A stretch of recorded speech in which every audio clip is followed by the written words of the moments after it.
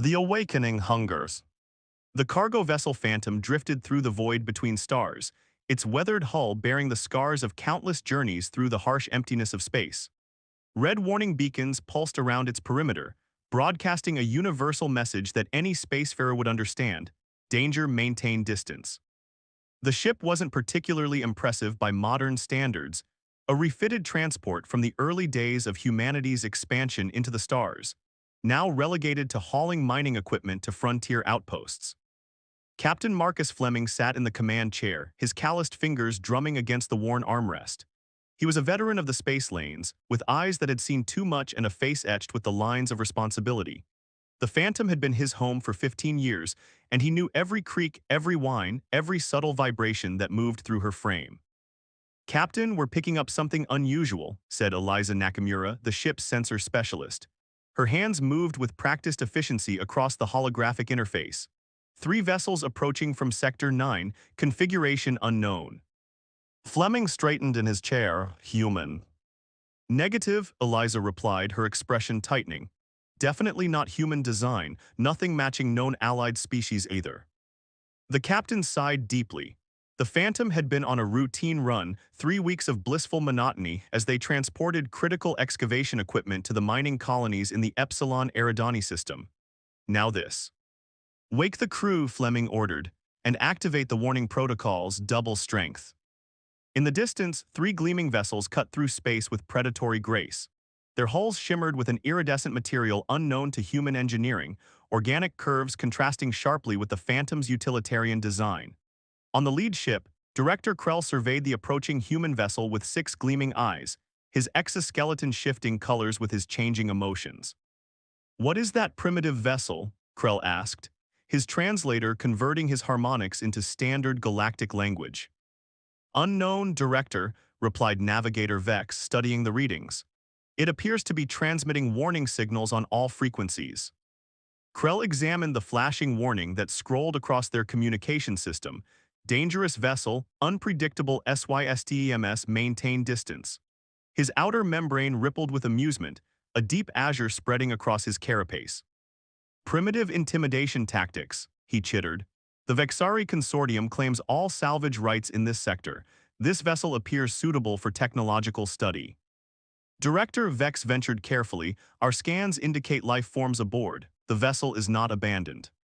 "Irrelevant," Krell dismissed with a gesture of his primary appendage. "Look at its condition. Such an outdated vessel clearly belongs to a pre-contact civilization. The Consortium Accords of Expansion give us authority to appropriate inferior technology for study." Back aboard the Phantom, the crew had assembled in the command center.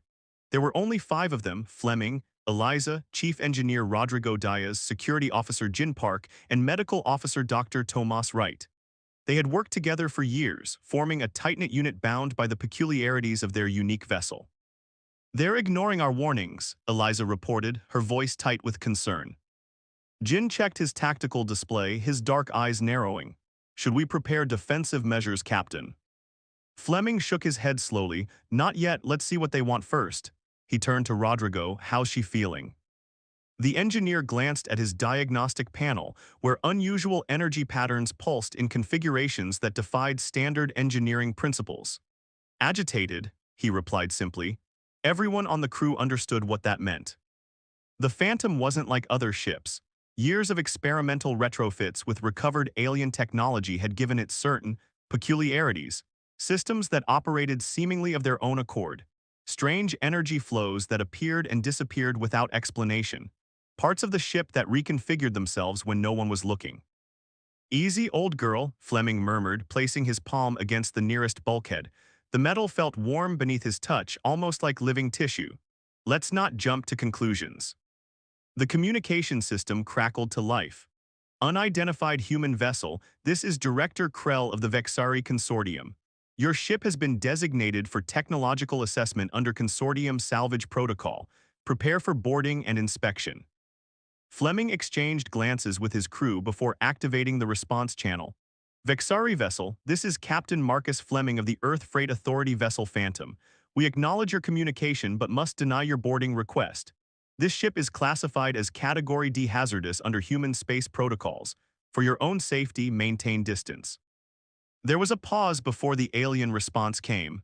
Your warnings are noted but dismissed. Prepare for boarding. One more time, Fleming said, his voice hardening.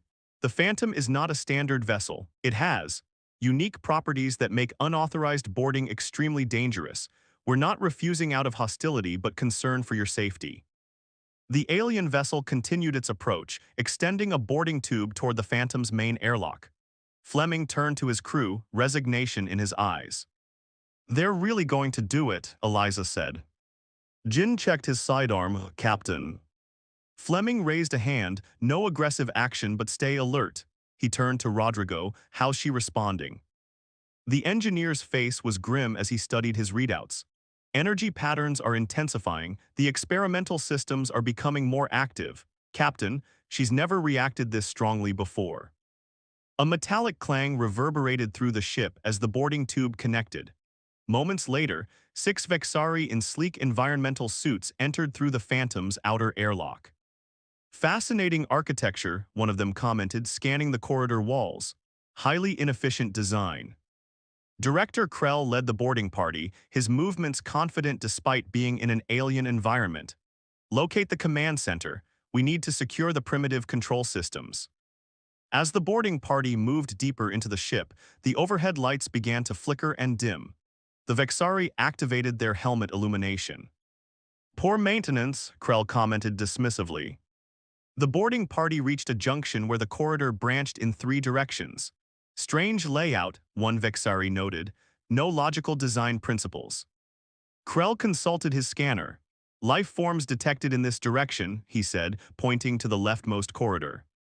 The aliens moved forward, but after several minutes of walking, they found themselves back at the same junction they had started from. Impossible, Krell chittered, checking his scanner again. We should have reached their command center by now. Director, another Vexari said nervously, the corridor we just traversed. It appears different now. They turned to see that the passageway behind them had indeed changed. The wall panels were a different color, and doors that hadn't been there before now lined the sides. Some form of holographic deception, Krell decided, his exoskeleton turning a deep red with frustration. These humans are more cunning than they appear. In the command center, Fleming and his crew watched the confused aliens on their monitoring screens. The ship doesn't appreciate uninvited guests, Rodrigo observed with a slight smile. Should we communicate with them? Dr. Wright asked. Explain what's happening. Fleming considered this for a moment. Open a channel. The Vexari boarding party jolted as Fleming's voice suddenly emanated from the corridor speakers. Director Krell, this is Captain Fleming. You're experiencing the first defense mechanism of the Phantom. This ship is not entirely conventional. It responds to what it perceives as threats in ways we cannot always predict or control. For your safety, I again urge you to return to your vessel. Krell's pride wouldn't allow retreat. These are merely automated security systems. The consortium has encountered thousands of alien technologies. Your primitive defenses do not concern us. As if in direct response to his dismissal, the gravity in the corridor suddenly reversed. The Vexari boarding party was violently thrown upward, crashing into the ceiling. What is happening? Krell demanded, attempting to activate the magnetic systems in his suit boots without success. The ship is happening, Fleming replied simply. Last warning, leave now. The gravity normalized without warning, sending the aliens crashing back to the floor. Krell struggled to his feet, his pride wounded more than his body. This is not over, he promised. The consortium will have this vessel. Your choice, Fleming replied as the communication ended. The Vexari retreated to their ship, their once immaculate appearance now disheveled. As they disconnected the boarding tube, Krell stared at the human vessel with all 6 eyes narrowed in determination. Prepare a message to the consortium high command, he instructed his crew. Request reinforcements. This vessel possesses technology that must be studied and appropriated. What Krell failed to understand was that it wasn't just the humans he needed to worry about. The Phantom itself had already decided it didn't like these new visitors. And the Phantom always got its way. The Reckoning. 2 days after the initial confrontation, Captain Fleming stood on the observation deck of the Phantom, watching as a fleet of 7 Vexari vessels dropped out of faster-than-light travel in perfect formation. The lead ship dwarfed the others, its hull adorned with intricate patterns that glowed with internal energy. This was clearly no ordinary consortium vessel. "So they brought friends," Fleming muttered, his weathered face illuminated by the distant stars. "More than friends," Eliza replied, studying her sensor readings. "That lead vessel is registering power signatures unlike anything we've seen from the consortium before, military grade if I had to guess." Jin joined them at the viewport, his expression grim. "Captain, I've analyzed their formation. It's a standard capture configuration. They're positioning to prevent escape." Fleming nodded slowly. He'd expected as much. The Phantom could outrun many vessels, but not 7 at once, and certainly not with that behemoth leading the charge. "Rodrigo, status report." The chief engineer's voice came through the communication system. "The ship's experimental systems are showing unprecedented activity levels, energy flowing through pathways I didn't even know existed. It's almost like—" He hesitated. "Like what?" Fleming prompted. "Like it's preparing for something," Rodrigo finished. "I've never seen readings like this before." Fleming exchanged concerned glances with his crew. In 15 years aboard the Phantom, they'd witnessed many of the ship's peculiarities, but this felt different, more deliberate, more focused. "Open a channel," Fleming ordered, returning to the command center. "Let's try one more time to make them understand." On the Vexari flagship Dominion, Grand Admiral Zenter observed the human vessel with cold calculation. Unlike Director Krell, whose exoskeleton displayed emotional colors freely, Zenter's carapace remained a disciplined slate gray, betraying nothing of his thoughts. "Report, Director," Zenter commanded, his translator rendering his harmonics in deep, authoritative tones. Krell lowered his head in deference. "Admiral, the human vessel possesses technology that manipulated its internal structure. Our boarding party encountered spatial anomalies and gravity fluctuations that defy explanation with primitive human science." "Interesting," Zenter replied. "And you're certain this wasn't merely defensive holography?" "Absolutely certain, Admiral. The effects were physical, not illusory." Zenter considered this information. The consortium had encountered many species throughout their expansion, but few possessed technology that could manipulate physical space in such a manner. If the humans had somehow developed or acquired such capabilities, the strategic implications were significant. "Incoming transmission from the human vessel," announced the communications officer. "Display," Zenter ordered. Captain Fleming's image appeared on the main screen. Though the human showed no outward signs of fear, Zenter noted the subtle tension in his posture, the way his eyes assessed everything within his view. This was no ordinary freight captain.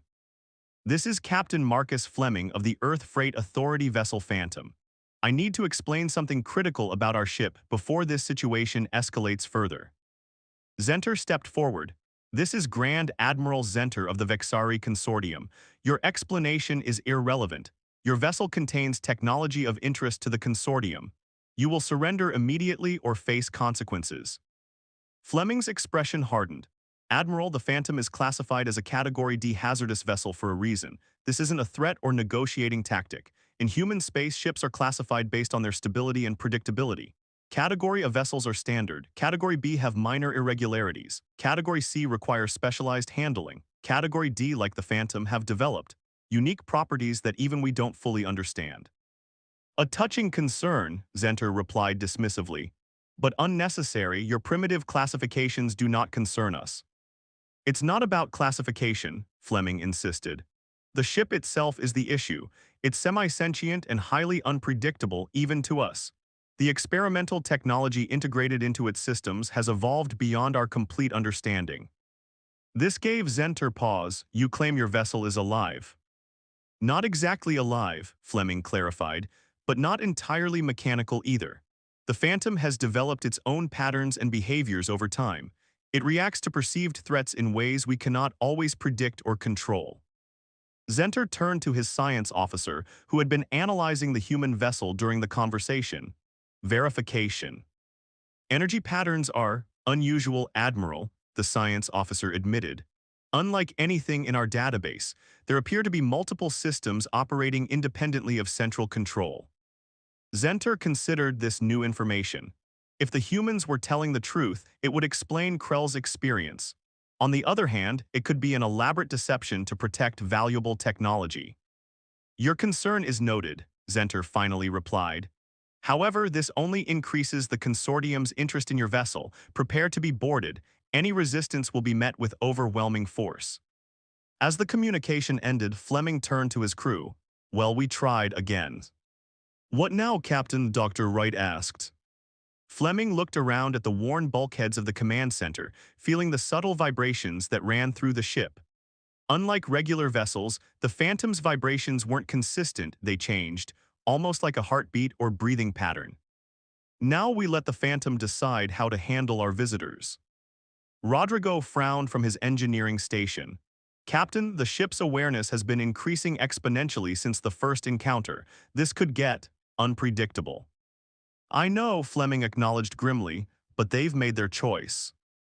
On the Dominion, Admiral Zenter watched as his 5 boarding shuttles approached the Phantom. Unlike Krell's small team, Zenter had dispatched 50 elite soldiers, divided into specialized teams equipped with the consortium's most advanced technology. Boarding teams report approach to multiple airlocks, reported the tactical officer. Zenter's exoskeleton rippled with satisfaction. Excellent, soon we'll discover what secrets this dangerous ship holds. The science officer studied her readings with increasing concern. Admiral, I'm detecting unusual energy fluctuations from the human vessel. The patterns are erratic. Likely just their attempts to resist boarding, Zenter dismissed. The science officer wasn't convinced. The patterns don't match any known weapons or shields. It's as if the ship's structure itself is somehow shifting. On her display, the Phantom seemed to shimmer slightly, its metal hull rippling in ways that defied material physics. First team has docked and is breaching the airlock, announced the tactical officer. Zenter leaned forward, eager to see what his soldiers would discover. The consortium would add another vessel to its collection, and if the humans resisted, they would learn the price of defiance. What Zenter failed to understand was that the real challenge wasn't the human crew at all. It was the ship itself, and it was just getting started.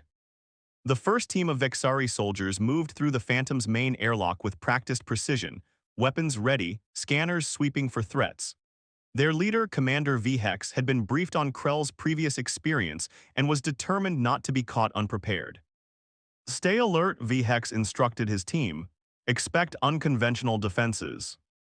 The airlock sealed behind them with an ominous thud.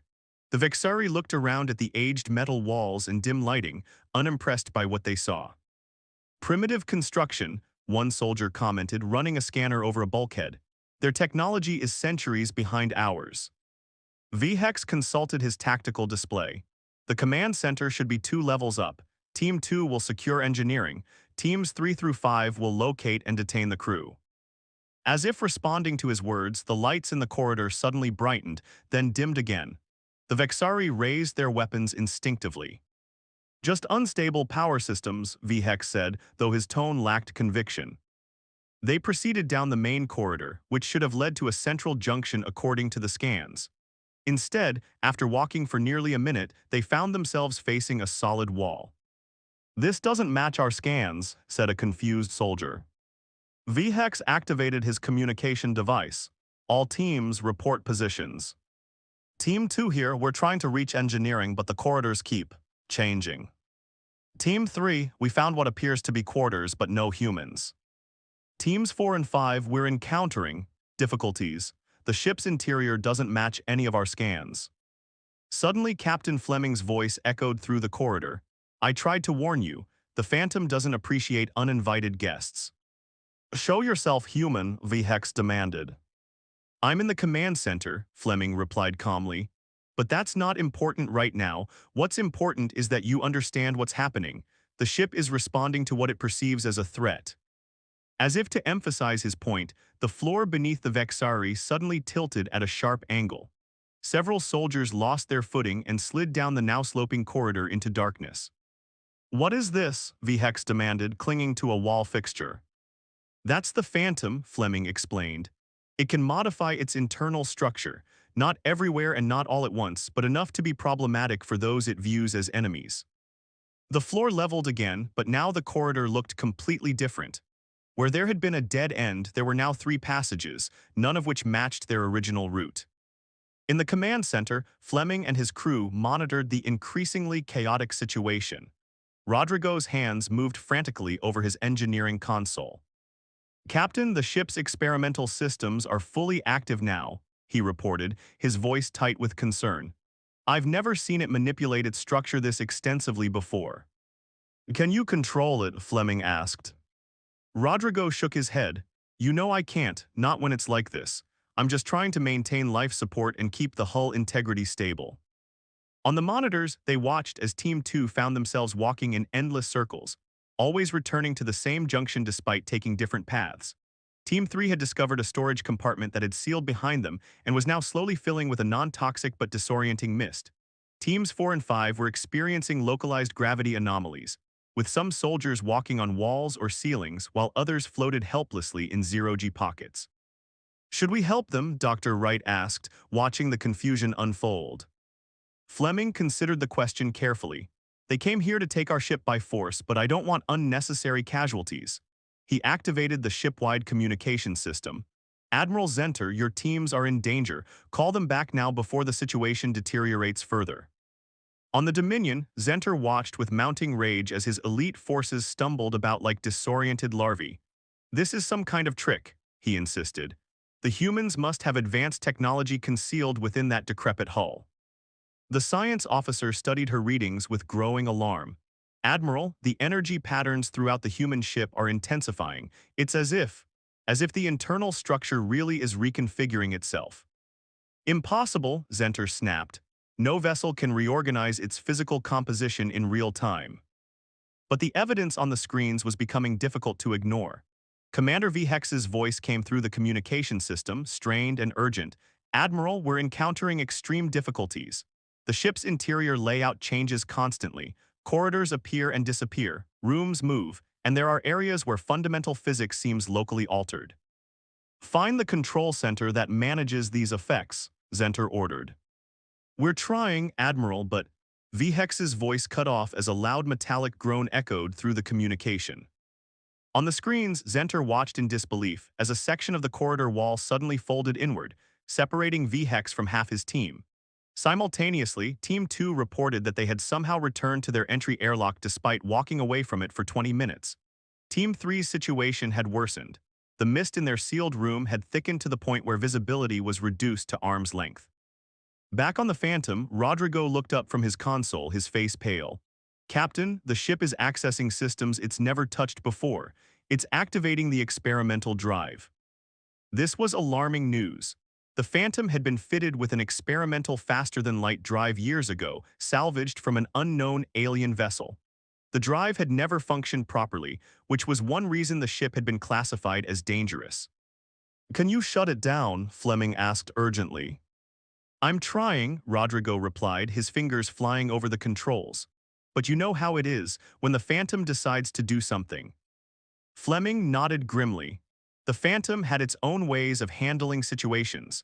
That's why they needed a special crew, people who understood the ship's quirks and could work with them rather than against them. "What will the drive do?" Eliza asked nervously. "Hard to say," Rodrigo answered. "It never worked correctly. It could just generate a lot of energy and light, or it could attempt a spatial jump." "Jump where?" Jin asked, hand on his sidearm as if he could somehow shoot their way out of this predicament. "That's the problem," Rodrigo said grimly. "Could be anywhere within 1,000 light-years or nowhere at all." Fleming made a decision. He activated the communication system one final time.